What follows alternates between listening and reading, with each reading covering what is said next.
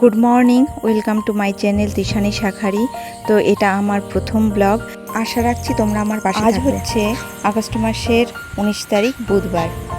যে পাখিগুলোকে তোমরা দেখতে পাচ্ছ সেই পাখিগুলো আমার সারাদিনের সঙ্গী।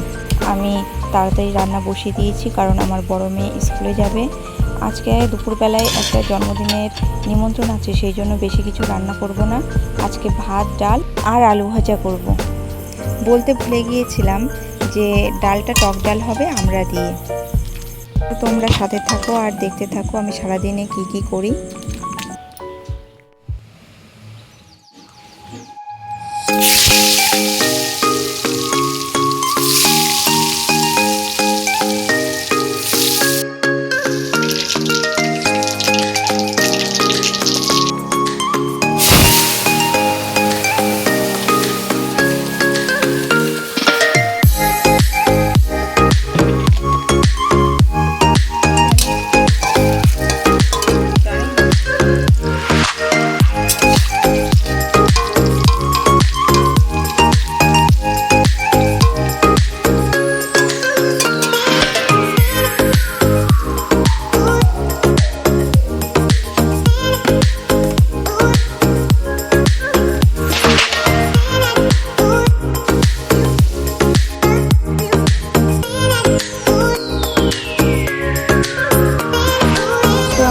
বাচ্চাদের খেতে দেওয়ার পরে একটা আলু ভাজা এই শালিক পাখিটাকে দিয়েছিলাম। ওর নাম মিঠু।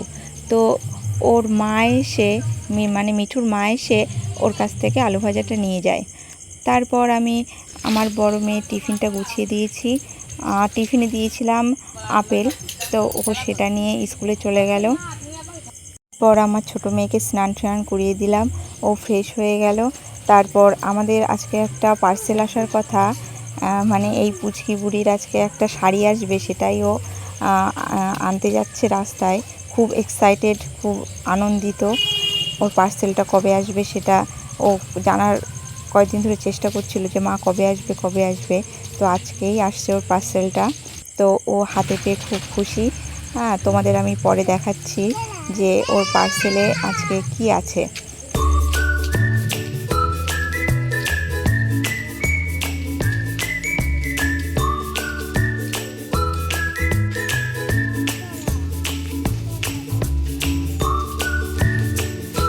তো আমরা রেডি হয়ে গেছি তিনজনে নিমন্ত্রণ বাড়িতে যাওয়ার জন্য।